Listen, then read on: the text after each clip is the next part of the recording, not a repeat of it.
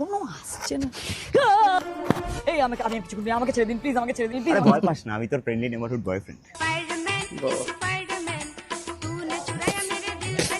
ক্যাপটা কোথায় গেল? ওই মেয়েটার আমার হেল্প লাগবে।